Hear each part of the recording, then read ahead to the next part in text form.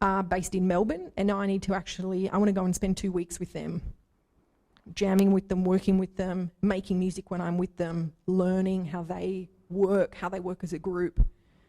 That might be something that you apply for, and what it actually costs you is $15,000, because you might need airfare, you might need accommodation, there might be a living allowance for you for a stipend when you're there. One of the artists says, well, listen, if you want me to work with you for 2 weeks, I might need to, we need to buy something, like a particular program to put on your laptop. That's cost $15,000, that's what you'd apply for in that development category, let's say. If you were applying for a project and you decided you wanted to do 1 gig, you might decide, okay, well actually that takes how much rehearsal? And then I do my 1 gig. You might say, okay, I actually only need to apply for a few $1,000s. Or what you might say is, actually, I'm really interested in building my audience, and I've got a relationship with this venue, and I'm actually going to take some risks and some experimentation in my practice. And actually what I want to be able to do is say to them, listen, I'll build a following and I'll build a fan base for my arts practice, but actually I want to gig here every Friday night or once a month on a Friday night.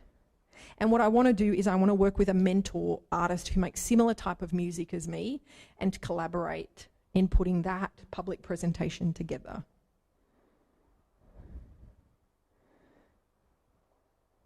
Out of the corner of my eye, I feel like you might have answered that question better than I did. Thanks. Does that help? I've got another question. All right, so the first one was about music. Let's say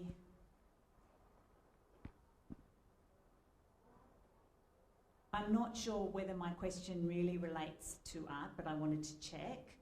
Let's say that I'm very keen on sailing or sport as a sport, and I want to design the artistry, say, on a boat. Like I might want to paint a slogan or design something on the boat which is artistic on my own boat.